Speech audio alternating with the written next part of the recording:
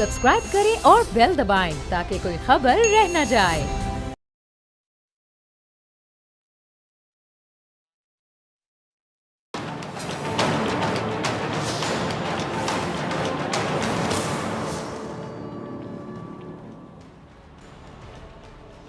अस्सलाम वालेकुम नाजरीन, मैं हूं डॉक्टर फ़िज़ा अकबर खान और मैं हूं पाकिस्तान और आप देख रहे हैं पाकिस्तान के सबसे बड़े न्यूज़ चैनल का नंबर 1 प्रोग्राम ऐसे नहीं चलेगा। इस्लाम, जमहूरियत और मीडिया, इन तीन नामों का इस्तेमाल इस मुल्क में बहुत बेदर्दी से किया गया। इन तीनों चीज़ों को मौका और वक्त की मुनासबत से अपने मुखालिफिन के खिलाफ भरपूर इस्तेमाल भी किया जाता रहा। इसी मुल्क की तारीख है कि जब इंतखाबात में बदतरीन शिकस्त हुई तो मुखालिफिन ने सियासी एहतजाज को मजहबी रंग देकर एक जमहूरी हुकूमत का खात्मा भी कर दिया। इसी मुल्क में देखा गया कि जब भी अपनी कुर्सी को खतरा हुआ, जमहूरियत खतरे में है का नारा बुलंद हुआ और इस नारे के साए तले तमाम वो अफराद जिन पर अवाम के टैक्स का पैसा चोरी करने का इल्ज़ाम है इकट्ठे हुए, इदारों को लान तान किया, इदारों पर हमले किए, इदारों को धमकियां दी। और इसी मुल्क में फिर देखा गया कि आज़ादी इज़हार राय के नाम पर मुल्क के ख़िलाफ़, रियासत पाकिस्तान के ख़िलाफ़, पाक फ़ौज के ख़िलाफ़, इदारों के ख़िलाफ़ वो नशरियात चलाई गईं जिसका किसी महज़ब जमहूरी माशरे में तसव्वुर भी नहीं किया जा सकता। इसी मुल्क में देखा गया कि सहाफ़त के नाम पर किरदार कुशी भी की गई और इसी मुल्क में देखा गया कि सहाफ़त के नाम पर लिफाफे लिए गए, बड़े बड़े लिफाफे जो जेब में भी नहीं आ सकते थे वो भी लिए गए और फिर सियासी अशराफिया की कई सालों तक मदासराई की गई। इन लिफाफों में से एक लिफाफा अभी हाल ही में पकड़ा गया जिसकी वजह से एक मीडिया का डॉन जेल की सलाखों के पीछे है। वो लिफाफा दिया था एक बड़ी सियासी जमात के ताहयात कायद ने उस वक्त जब वो वज़ीर आला थे। यानी ये सियासी अशराफिया और सहाफ़ती अशराफिया का गठजोड़ बहुत पुराना है।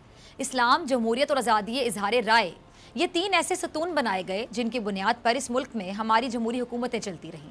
इस्लाम, जमहूरियत और आज़ादी इज़हार राय अपनी ढाल बनाया ताकि उनकी हुकूमतों को ख़तरा ना हो सके, उनकी कुर्सी को ख़तरा ना हो सके। आसिफ जरदारी साहब की हुकूमत आई, उन्होंने सहाफ़ती अशराफिया से नहीं बिगाड़ी, उन्होंने एक मौलाना को साथ मिलाया और उन्होंने अपने मुखालिफिन को भी साथ मिलाना बेहतर समझा और आराम से 5 साल गुजार दिए। नवाज शरीफ की हुकूमत आई, उन्होंने भी सहाफ़ती अशराफिया को साथ मिला लिया, एक मौलाना को भी साथ मिलाया ताकि उनसे फतवा लिया जा सके कि इस्लाम महफूज है और अपनी हुकूमत के 5 साल इस तरह मुकम्मल कर लिए।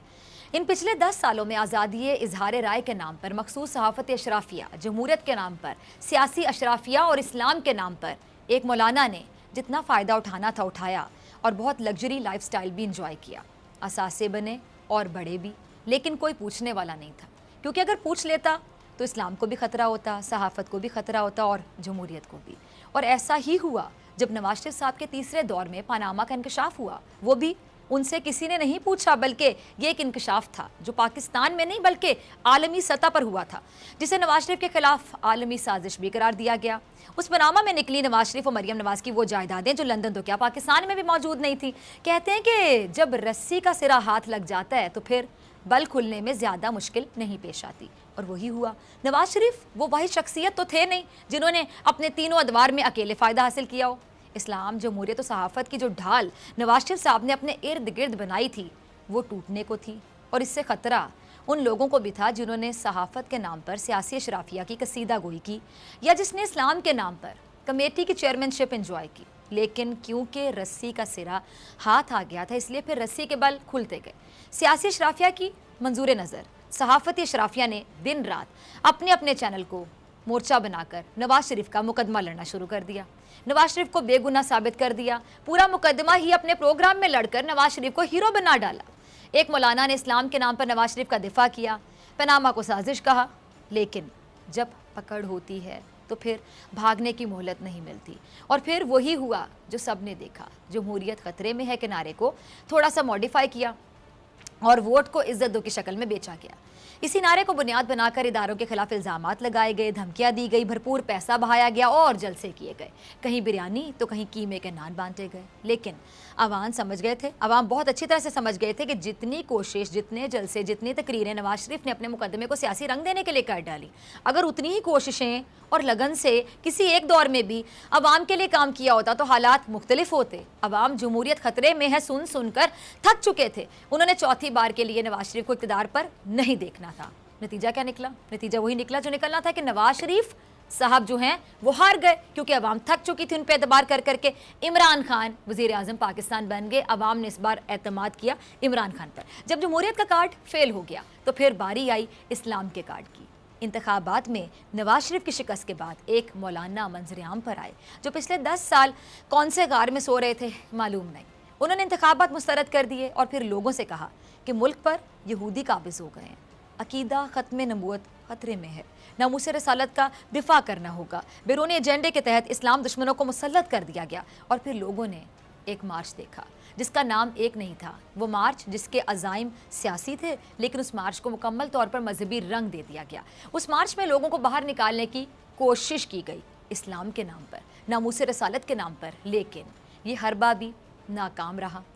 अब बात ये नहीं थी कि लोगों को इमरान खान पर बहुत ज़्यादा एतमाद था, बात ये थी कि अवाम को अब उन चेहरों पर एतमाद नहीं रहा था जो बार बार मुंतखब होकर इक़्तिदार में आते थे, 4 साल तक अयाशी करते थे और 5वें साल अवाम के दरमियान जाकर अपने वादे दोहराते और फिर मज़ीद 5 साल के लिए मुंतखब होकर इक़्तिदार के तख्त पर लंबी नींद सो जाते। इसलिए मौलाना साहब का इस्लाम कार्ड भी फेल हो गया। तो अब एक आखिरी कार्ड का इस्तेमाल किया जा रहा है। वो पता है कौन सा कार्ड है? वो है आज़ादी इजहार राय कार्ड। अब सहाफ़ती शराफिया मैदान में आ चुकी है और मुल्क में ये तासुर देने की कोशिश की जा रही है कि मीडिया पर पाबंदी लगाई जा रही है, सख्त कवानीन लाए जा रहे हैं, आज़ादी इजहार राय पर कदगन लग चुकी है, जबकि ऐसा कुछ भी नहीं है। आज मीडिया जितना आज़ाद है, आज सहाफ़ियों की रसाई अपने वज़ीर आज़म तक जितनी आसान है, आज हम अपने मुल्क के सरबराह पर जितना खुलकर तनकीद कर सकते हैं, ऐसा पहले किसी जमहूरी दौर में नहीं हुआ। इमरान खान वो वाहिद वज़ीर आज़म पाकिस्तान हैं जो कि सहाफ़ियों से मुलाकात जब करते हैं तो सहाफ़ी उनसे सख्त तरीन सवाल पूछते हैं और वो उसको सुनते हैं, उन तमाम सवालों को सुनते हैं, उनके जवाबात भी देते हैं, उनको मुतमईन करने की कोशिश करते हैं। तो पाकिस्तान ने एक बार फिर मुल्क के सीनियर सहाफ़ियों से मुलाकात की थी, जिसके बाद एक बार फिर सहाफ़ती शराफिया की जानिब से ये तासुर दिया गया कि सहाफ़त कैद हो चुकी है। पहले कल की मुलाकात की कुछ झलकियाँ आपको दिखाती हूँ, उसके बाद मज़ीद बात करती हूँ। ऐसा लगता है कुर्सी का कसूर है सर, आपके पास ग्राउंड रियलिटीज बहुत ज्यादा होती थी। हमें अच्छी तरह याद है, हम नईम भाई से बात करते थे कि खान साहब को नीचे ग्राउंड के आदमी तक का पता होता है। आप पता कराएं, पाकिस्तान के तमाम शहरों के अंदर अमलन दिहाड़ीदार तबका आज फारग होकर बैठ गया है। ये लॉकडाउन नहीं है सर, ये कर्फ्यू है। आज कोई आदमी काम पे नहीं जा पा रहा, कोई मजदूर दिहाड़ी नहीं लगा पा रहा। जहां जहां दिहाड़ीदार बैठते हैं, सुबह उन सारी जगहों से मैं लाहौर से यहां तक घूमता हुआ आया हूं, कोई मजदूर अपनी दिहाड़ी वाली जगह पे भी नहीं पहुंचा। तो ये कर्फ्यू है, ये लॉकडाउन नहीं है। आपके पास सुना आपने मुल्क के मुंतखब वज़ीर आज़म से, मुल्क का एक सहाफ़ी ये ना सिर्फ सवाल कर रहा है बल्कि उन पर तनकीद कर रहा है, बराह रास्त सामने बैठकर सख्त जुमलों का इस्तेमाल भी कर रहा है और फिर शिकायत भी कि आप वज़ीर आज़म पाकिस्तान हैं और आपके पास ये रिपोर्ट होनी चाहिए थी। क्या ऐसा पिछले 10 सालों में किसी एक सहाफ़ी ने तसव्वुर किया था कि नवाज शरीफ या आसिफ अली जरदारी से कोई एक सहाफ़ी ऐसा ब्लंट सवाल करने की जुर्रत कर सके, वो भी सामने बैठ के? इसका जवाब भी सवाल करने वाले ने खुद ही दे दिया। ये चलाइएगा ज़रा रज़ा, ये जो साइड स्क्रीन पर मेरे प्रोड्यूसर एक ट्वीट चलाएंगे, आप देखिएगा। इस ट्वीट में भी उन सहाफ़ी का ही आप ये ट्वीट देख सकते हैं। ये क्या कहते हैं कि उन्होंने जब नवाज शरीफ जब वज़ीर आज़म थे तो उनसे एक सख्त सवाल कर लिया था, जिसकी सज़ा ये मिली कि अगले 5 साल तक उनको सवाल पूछने का मौका ही नहीं दिया गया। इमरान खान को ये क्रेडिट जाता है कि उन्होंने मुश्किल और सख्त सवालात सुने, बल्कि उनके जवाबात भी दिए। ये हकीकत है। क्या नवाज शरीफ के दौर में कोई एक सहाफ़ी इतनी हिम्मत कर सकता था? अगर सेशन नवाज शरीफ साहब के साथ होता तो कई सहाफ़ी जेल में होते या उनके चैनल्स पर जुर्माने होते, या फिर नवाज शरीफ ने उस सेशन के बाद अपना बाईपास करवा लेना था, क्योंकि नवाज शरीफ में इतना सुनने का हौसला ही नहीं है, हिम्मत ही नहीं है, ना उनमें इतनी बर्दाश्त है। नवाज शरीफ के दौर की मैं बात करूँ तो उस दौर में तो मीडिया हाउसेज जो नवाज शरीफ पर तनकीद करते रहे, उनको इश्तिहारात नहीं दिए गए, उनके साथ नारवा सलूक बरता गया, उनको पीछे रखा गया। ऐसे सहाफ़ी जो नवाज शरीफ पर तनकीद करते थे, उनसे सवाल पूछते थे, उनको इजाज़त तक नहीं थी कि वो नवाज शरीफ के सामने आ सकें। नवाज शरीफ ने सिर्फ एक मखसूस सहाफ़ती शराफिया को नवाजा था, जिसको वो अपने साथ रखते थे।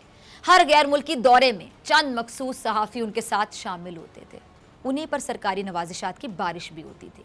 मखसूस मीडिया हाउसेस को नवाजा जाता था, मखसूस मीडिया हाउस को, सुन रहे हैं ना आप, सरकारी इश्तिहारात दिए जाते थे। इसके बावजूद किसी एक सहाफ़ी को नवाज शरीफ से ऐसे करने की इजाज़त नहीं थी। ये ज़रा अगला क्लिप देखिएगा। मुझे बता दें डिसीजन अल्टीमेटली नहीं सर, एक सवाल last, then you can just tell me to shut up. One question. Sir बता देंगे 2 months down the road, when the economy is in a problem, मैंने इमरान खान का गिरबान पकड़ना है कि मैंने डॉक्टर बाकर को ढूंढ कर पकड़ना है कि उस वक्त मुझे कहा जाएगा ये तो बाकर कर गया, मैं क्या करता हूँ? Who is ultimate डिसीजन कौन ले रहा है इकोनॉमी की? मालिक जो भी फैसला है जिम्मेदार मैं हूँ, और मैं जिम्मेदार ऐसे हूँ कि ये कोई फैसला मेरे पूछे बगैर नहीं होता, डिबेट किए बगैर नहीं होता। अगर मुझे बाहर से ओपिनियन लेना पड़े मैं बाहर से ओपिनियन लेता हूँ। वो लोगों को मैं बुला लेता हूँ जो कि पाकिस्तान के अपने इंडिपेंडेंट इकोनॉमिस्ट हैं। आपके मुल्क का एक सहाफ़ी पूछ रहा है कि वो किसका गिरेबान पकड़े अगर मुल्क की मईशत को नुकसान हुआ, और सवाल वो कर रहा है मुल्क के वज़ीर आज़म से, और कौन सी आज़ादी चाहिए और कितनी आज़ादी चाहिए मज़ीद। अगर ये हौसला पिछले 10 सालों में किसी एक सहाफ़ी के पास होता कि वो मुल्क के सरबराह की नाअहली पर उनका गिरेबान पकड़ने की बात करे, तो यकीन जानिए ये मुल्क आज इस हालत में नहीं होता। मुल्क पर 30,000 अरब का कर्जा चढ़ गया। किस सहाफ़ी ने नवाज शरीफ का गिरेबान पकड़ने की बात की? मुल्क के तमाम सरकारी इदारे खसारे में चले गए। मुल्क के किस सहाफ़ी ने नवाज शरीफ का गिरेबान पकड़ने का हौसला किया? मुल्क की हर सड़क, हर इमारत गिरवी रखवा दी गई। मुल्क का वो कौन सा सहाफ़ी था जिसके अंदर इतनी ताकत थी कि वो अपने मुल्क के वज़ीर आज़म को इस तरह ललकार सके, उससे सवाल कर सके, गिरेबान पकड़ सके, गिरेबान पकड़ने का सवाल कर सके?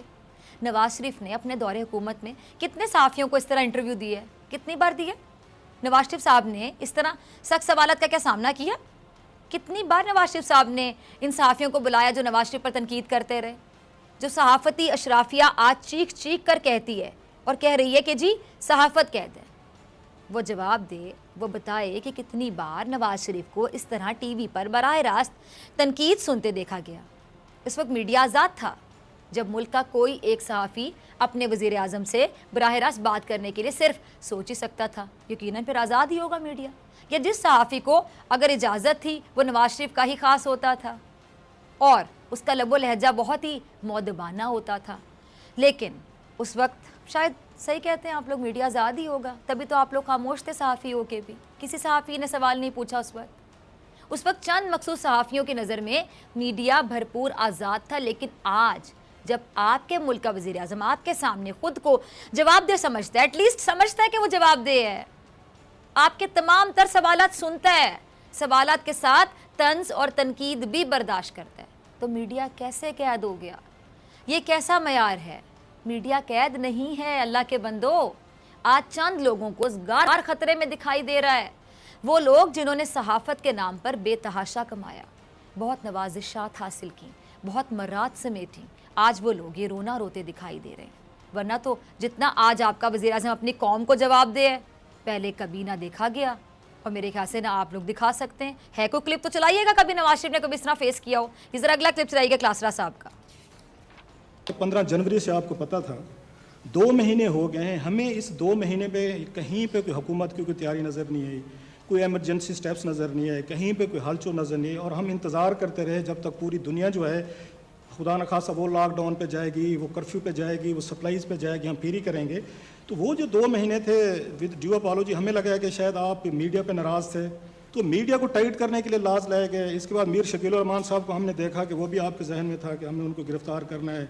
तो ये सारे बहुत सारे कंसर्न्स हैं लोगों की कि जब पूरा मुल्क उसमें क्राइसिस में है, मैं जवाब देता हूं, ये उसमें है, आपके एक मीडिया के साथ लड़ाई है। मीर शकील को गिरफ्तार करने से मीडिया खतरे में कैसे पड़ गया, ये मंतक यकीन जानिए मुझे आज तक समझ नहीं आई।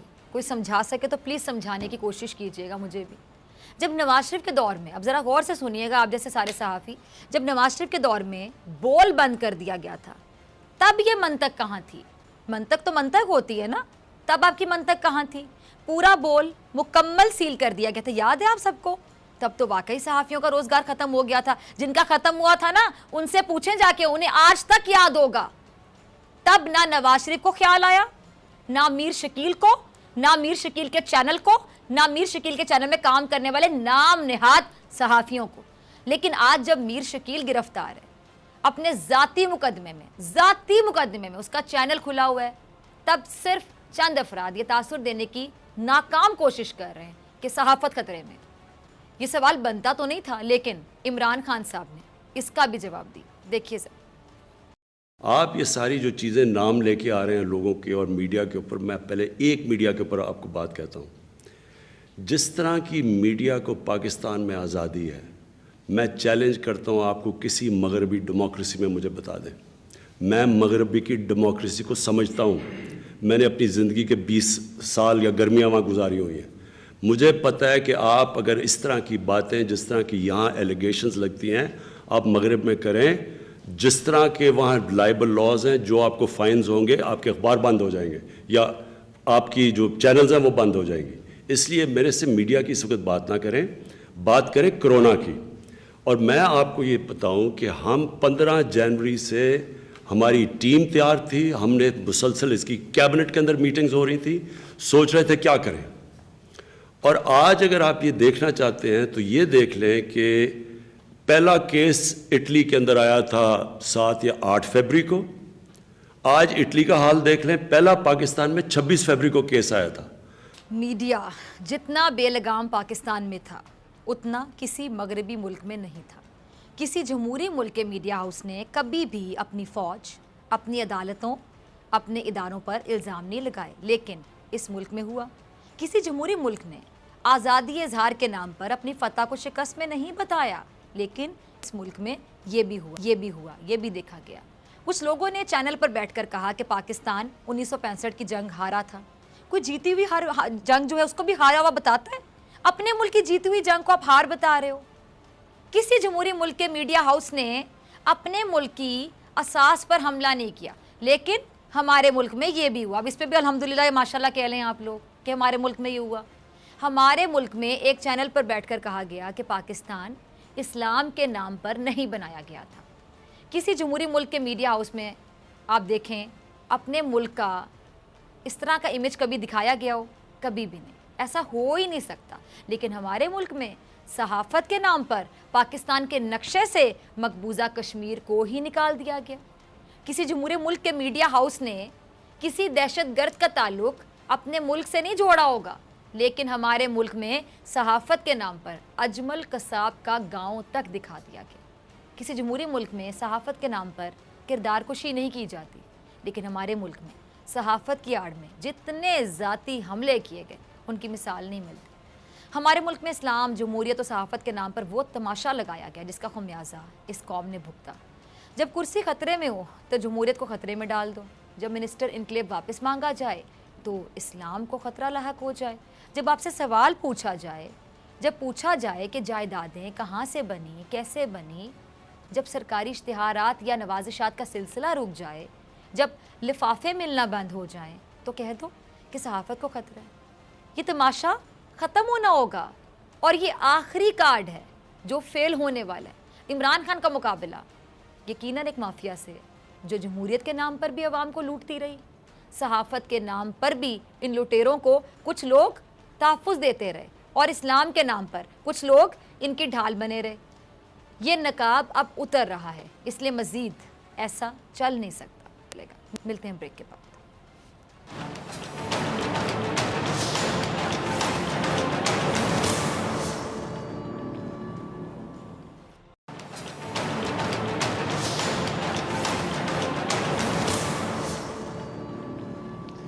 वेलकम बैक नाज़रीन, आप देख रहे हैं ऐसे नहीं चलेगा। मैं हूं आपके साथ डॉक्टर फ़िज़ा अकबर ख़ान। अब हम बात करेंगे मईशत के हवाले से, जो सिचुएशन है उस पर मईशत के हवाले से बहुत से सवाल उठ रहे हैं और हमारे साथ माशी एक्सपर्ट डॉक्टर वकार मसूद साहब मौजूद हैं जो किसी तारुफ के मोहताज नहीं है। फेडरल फाइनेंस डिवीजन के ये सेक्रेटरी भी रह चुके हैं। Sir warm welcome. डॉक्टर साहब, सबसे पहले ये जानना चाहूँगी कि इमरान खान साहब ने जो आवाम के लिए रिलीफ पैकेज का ऐलान किया है, इससे एक आम आदमी को कोई फ़ायदा होता हुआ दिखाई दे रहा है? अगर होता हुआ दिखाई दे रहा है तो किस हद तक? बहुत शुक्रिया फैज़ा। देखिए, फ़ायदा होगा और अभी कुछ वक्त लगेगा इसको ज़मीन पे पहुंचकर इस पे अमल दरामद होने में।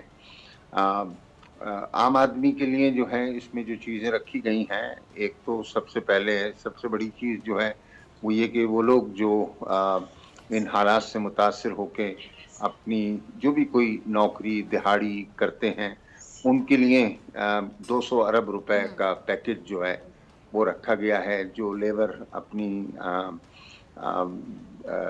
जो भी उसका रोजगार है वो खोएगा, उसको जो है अब पहुंचना एक चैलेंज होगा।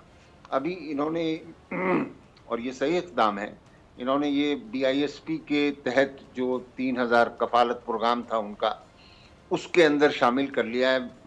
पहले 4 मिलियन घराने थे, अब उन्होंने जो है इसके अंदर कोई 12 मिलियन घराने जो हैं उन तक पहुंचने का इरादा किया है। जी। देखिए कि इंशाल्लाह क्या होता है। इसके अलावा भी उन्होंने, ये मैं समझता हूँ थोड़ा सा इसमें टारगेटिंग का मसला होगा, लेकिन यूटिलिटी स्टोर्स कॉर्पोरेशन के अंदर भी जो है जाकर उन्होंने प्राइसेस को कम कर रहे हैं ताकि रोशन वगैरह जो है लोगों को मैसर आ सके कम कीमत पे। इसके साथ उन्होंने जो कम आमदनी वाले लोग हैं उनके गैस और बिजली के बिल फौरन अदायगी से उसमें उनको मौखर कर दिया है और 3 महीने के अंदर उनको इसको वो कर देंगे अदा। ये तमाम बातें जो हैं आम आदमी ही के लिए हैं। आम आदमी जो है वो इसका मकसद पैकेज का आम आदमी है। लेकिन दूसरी जानिब फिजा मैं ये कहूँगा कि आज हमारी स्टॉक मार्केट भी जो है वो मंदी का शिकार रही, बड़ी गिरावट हुई और इसके साथ जो है हमारा डॉलर जो है वो भी महंगा हुआ है। डॉक्टर साहब, ऑपोजिशन जो है ना वो इस रिलीफ पैकेज पर मुतमईन नजर नहीं आ रही है, सेटिस्फाइड नहीं है, क्योंकि उनका मुतालिबा ये है कि जी बिजली के गैस के बिल्स माफ किए जाएं, पेट्रोल की कीमत में मजीद कमी की जाए और मजदूर को महीना 15,000 का मुतालिबा कर रहे हैं। क्या ये पॉसिबल हो सकता है, मुमकिन हो सकता है? एक एक को ले लेते हैं। देखिए आज ऑपोजिशन ने जो शरह सूद है उसके मुतालिक भी जो है उससे कहा है कि वो सिंगल डिजिट के अंदर आए। आपने देख लिया कि आज जो कुछ हुआ है मार्केट में, तो कल जो कदम उठाया था स्टेट बैंक ने वो उसकी वो पजीराई नहीं हुई, लिहाजा गुंजाइश है इस बात की कि थोड़ी सी और इसमें पेशकदमी की जाए और इसे सिंगल डिजिट के अंदर जो है लाया जाए। एक बात ये हो गई। दूसरा, जहाँ तक इस बात का ताल्लुक है कि तेल की कीमतें सर, यानी मुझे इससे बड़ा इख्तिलाफ है। मैं समझता हूँ 30 रुपए प्राइस कम हो सकती थी और वो सिर्फ निस्फ की गई है। ये वक्त है कि आपको अपने लोगों के हाथ में हकीकी आमदनी देनी है और वो अगर, और ये आपकी जेब से नहीं जा रहा। जो तेल की कम कीमत है वो तो आलमी मार्केट में कम है। आप तो रास्ते में खड़े हैं, आपको चाहिए कि अपना टैक्स जो वसूल करना है उसे वसूल करके उसमें कोई रियायत न दे, अपना टैक्स पूरा वसूल कर लें, लेकिन बाकी तो अवाम तक पहुंचा दें। और अवाम तक जो है वो पूरी तरीके से अभी पास ऑन नहीं हुआ, इन्हें चाहिए कि जल्द से जल्द करें। तीसरी बात ये है कि ये देखें, अब मतलब अब ये भी ना हो ना, मतलब हम फराख दिली के साथ हुकूमत इक़दाम कर रही है और भी करने पड़ेंगे क्योंकि 24 घंटे के अंदर सूरत हाल बदली जा रही है। लेकिन अब ये भी नहीं है कि आप ये कहेंगे जनाब मेरे ऊपर जितने वाजिबात हैं वो सब माफ कर दीजिए। वो देखिए, मतलब इस तरीके से नहीं चलती चीजें।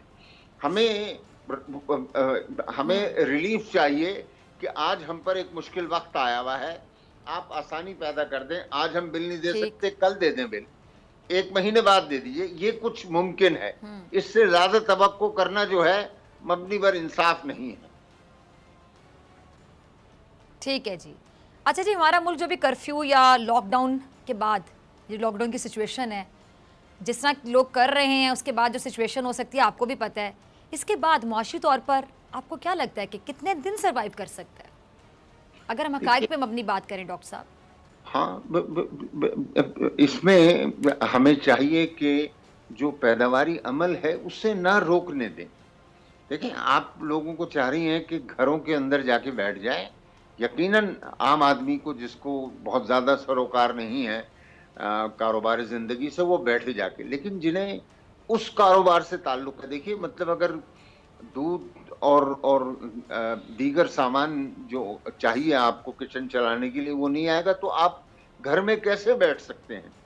इसी तरीके से अगर जहाँ से वो पैदावार होनी है वहाँ पर लोग ना पहुँच सकें, आज सिंध के अंदर कुछ ज़्यादा सख्ती नज़र आ रही है और लोग अपने अपने अपने मकामात पे नहीं पहुँच सके हैं, या जो अशिया की तरसील है वो नहीं हो सकी, तो उसको जो है हमें आसान बनाना चाहिए। अगर हमने मतलब ये जो ज़रूरी अशिया हैं इनकी तरसील के निज़ाम को ख़राब किया तो फिर हमारे ऊपर जो है ना ये बड़ा मुश्किल होगा और एक अफरा तफरी भी खुदा न खास्ता जो है ना मुल्क के अंदर पैदा हो सकती है। ये अज़बत ज़रूरी है कि जनाब तेल की तरसील सारे मुल्क में हो रही हो, बिजली पैदावारी का अमल जो है वो चल रहा हो, जहाँ पर रोज़मर्रा की अशिया पैदा हो रही हैं वो हो, यानी यहाँ पर जो है अपने किसान काम कर रहा है, तो ये काम जो है ये तो बड़े ज़रूरी हैं, इनको चलना चाहिए और इसके लिए आसानियाँ पैदा करनी चाहिए। ठीक। अच्छा, आप आसानियाँ पैदा करने की बात करें डॉक्टर साहब, वेरी सॉरी टू से हम आवाम भी ऐसे हैं, यानी कौम की अगर मैं बात करूं कि हम तमाम चीज़ें एक्सपेक्ट करते हैं हुक्मरानों से जो हुकूमत कर रहे हैं, लेकिन ख़ुद हम तमाम लोग, अगर मैं कहूँ कि कोई भी दूध का धुला नहीं है, अगर होंगे भी तो 1% या फिर 2% लोग होंगे। आप अग्री करेंगे मेरी बात से? फॉर एग्जाम्पल अब मैं ऑफिस आ रही थी तो चले हमने तो ऑफिस आना है, हम मीडिया के लोग हैं या जो लोग हुकूमत को रिप्रेजेंट कर रहे हैं, अपोजिशन को, सियासतदान है जो हमारे प्रोग्राम्स में आते हैं, लोगों की आगाही के लिए हम लोग बैठे हुए हैं, डॉक्टर्स हो गए, हॉस्पिटल्स में काम करने वाले लोग हो गए, पैरामेडिक स्टाफ हो गया, लेकिन मैं देख रही थी अभी भी सड़कों पर बहुत लोग मौजूद थे। चले हम कह सकते हैं कि उनकी भी मजबूरी हो सकती है, कल की निस्बत मुझे आज थोड़े कम नजर आए, लेकिन मैंने देखा कि आज भी जो स्टोर्स हैं उनके बाहर रश था, गाड़ियों की तादाद, लंबी लाइन लगी हुई थी, मतलब वो अभी भी स्टॉक किए जा रहे हैं चीज़ें अपने घर में। इससे जो गरीब लोग हैं जो रोज़मर्रा की बुनियाद पे शॉपिंग करते हैं, किसी ने उनकी मदद कर दी तो लेने चले गए दाल, चावल, आटा, तो उनके लिए कितनी मुश्किलात खड़ी होती हैं, ज़रा बताइएगा। बहुत बहुत मुश्किलात खड़ी होती हैं और मैं देख रहा हूँ कि आहिस्ता आहिस्ता, देखिए आप अमेरिका में भी देख लें और बरतानिया में भी देख लें और इटली में भी देख लें, इन तमाम जगहों पर ये बतदरीज सख्ती लाई गई है। जितना जल्दी लोग इसमें अगर संजीदा हो जाएंगे और इनकी ज़रूरत को समझ लेंगे, वो फ़ौरन अपने घर में जाके बैठ जाएंगे। हमारे यहाँ बहुत सारे लोग हैं, क्या शायद वो टीवी नहीं देखते या और अखबारात का मुताला नहीं करते या उनके व्हाट्सएप जो हैं पता नहीं क्या लग़वियात में पड़े रहते होंगे, उनको ये मालूमात नहीं हो रही कि मुल्क किस दौर से गुजर रहा है और वो किस तरह से जाकर गैर ज़रूरी तौर पर घर से निकलें और मतलब जो है कुछ पिकनिक हो रही है या ऐसी सैर व तफरी हो रही है। ये बरतानिया में भी हुआ है। कल जो है बरतानिया में जो इक़दामात हुए उसमें दोहरी सख्ती लेकर आए। वज़ीर आज़म आया और उसने कौम से खिताब किया और कहा कि अब मैं किसी को बाहर नहीं देखूंगा। और अब इटली के अंदर उन्होंने कहा है अगर कोई गैर ज़रूरी बाहर आया और वो उसकी ज़रूरत जो है वो जायज़ नहीं है तो 5,000 यूरो का उन्होंने जुर्माना कर दिया। तो हमें भी बिलाखिर इस पे जाना पड़ेगा। मैं देख रहा हूँ इस्लामाबाद में बैठा हूँ कि हमारे यहाँ जो है आज सख्ती जो है वो बढ़ गई है और सड़कों पर पुलिस, रेंजर्स, फौज सब मौजूद है और वो लोगों को ऐलान करके कह रहे हैं कि आप दुकानें बंद करें, अपने घरों को जाएं और घरों से बाहर ना निकलें।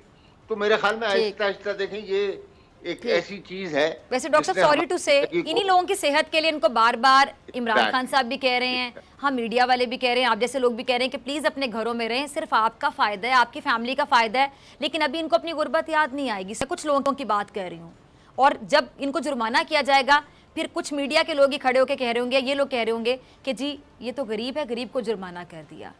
इस बात की गहराई में जाइएगा। बहुत शुक्रिया आपका वक्त देने के लिए, आपके तज्जिए के लिए। मुझे ब्रेक पे जाना है, ब्रेक से आने के बाद हमारे साथ मौजूद होंगे सदीक जान।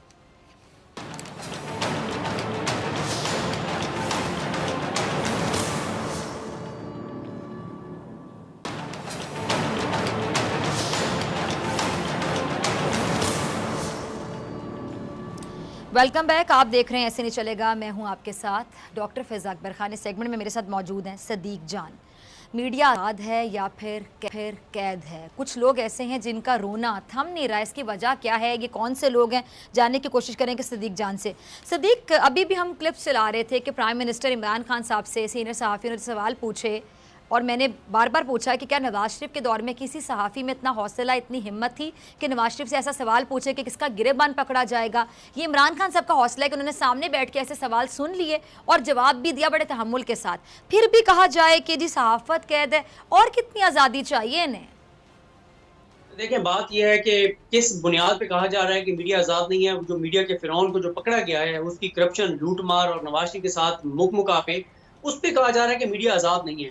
जबकि जिस शख्स को पकड़ा गया है वो शख्स खुद कहता है कि मेरा ये बिजनेस है और बिजनेस है, मैं बिजनेस कर रहा हूँ और कारोबार कर रहा हूँ। यानी वो खुद भी ये नहीं कह रहा कि मैं सहाबत कर रहा हूँ। तो उसको बुनियाद बना के कहा जा रहा है कि जी मीडिया आज़ाद नहीं है। दूसरी बात यह है जो आपने बात की, भाई अगर आपने गिरबान पकड़ना है तो गिरबान आप पकड़े किसका? शहबाज शरीफ साहब का, कि आपने 10 साल तक आप वज़ीर आला पंजाब रहे और 10 सालों में 11 करोड़ पंजाब के लोगों के लिए सिर्फ 1000 वेंटिलेटर्स हैं।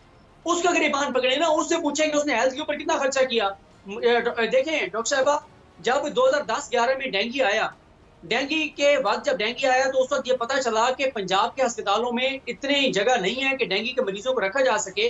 और उस वक्त ये बात इस्टेब्लिश हो गई थी कि पाकिस्तान को और पंजाब को अस्पतालों की ज्यादा जरूरत है। लेकिन शहबाज शरीफ साहब ने अस्पताल बनाने की बजाय क्या किया? मेट्रो बना दी, यही सरिये सीमेंट के प्रोजेक्ट्स बनाते रहे, फिर ऑरेंज लाइन 250 अरब से ऑरेंज लाइन बना दी। उन्होंने वेंटिलेटर कितने खरीदे हैं भाई? वेंटिलेटर अब आप कह रहे हैं कि शहबाज शरीफ साहब कह रहे हैं वेंटिलेटर खरीदे। भाई इस वक्त आप कह रहे हैं जब दुनिया में कोई मुल्क वेंटिलेटर देने को तैयार नहीं है, एक साल की बुकिंग हो गई है।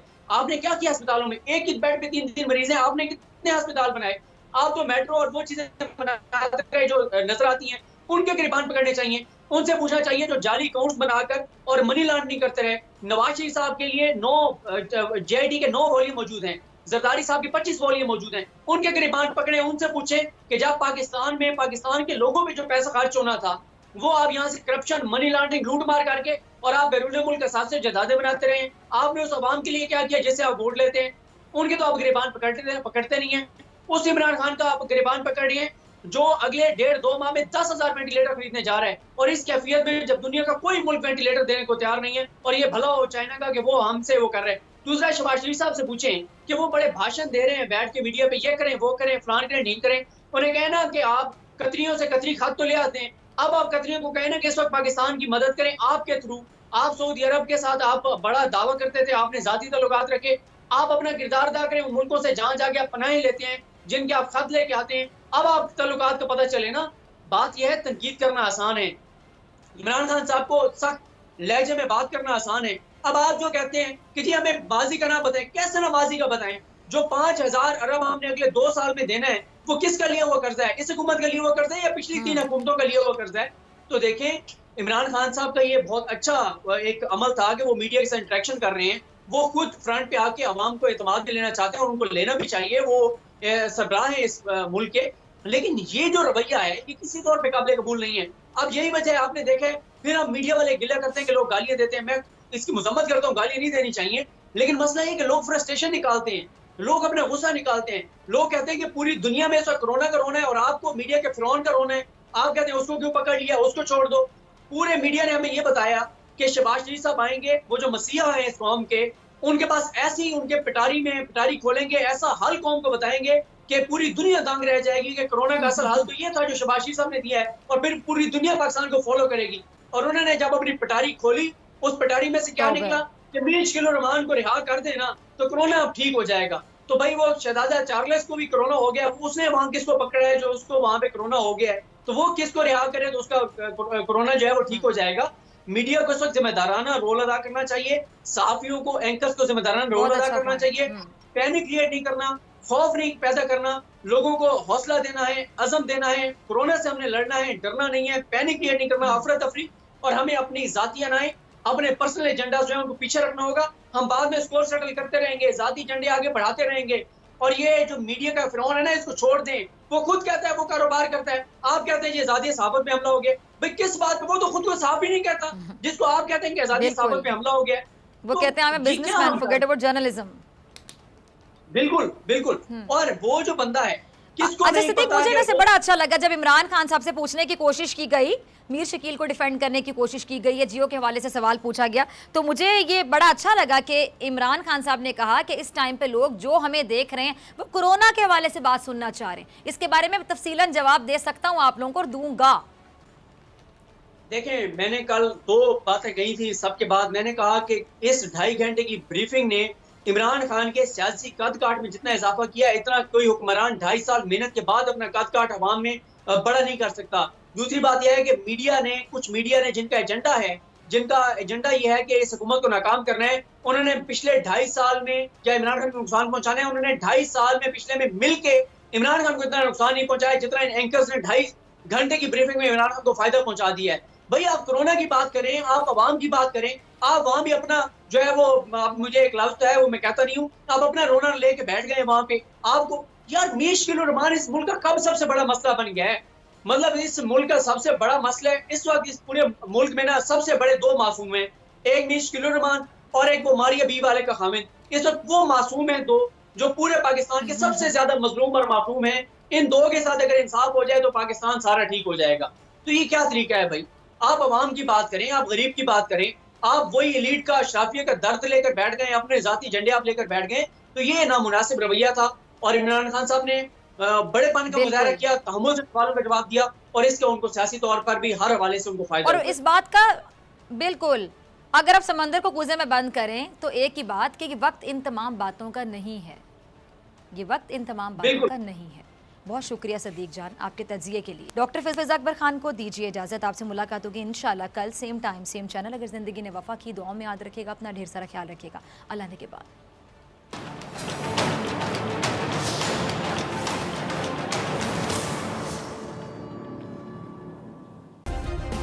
सब्सक्राइब करें और बेल दबाएं ताकि कोई खबर रह न जाए।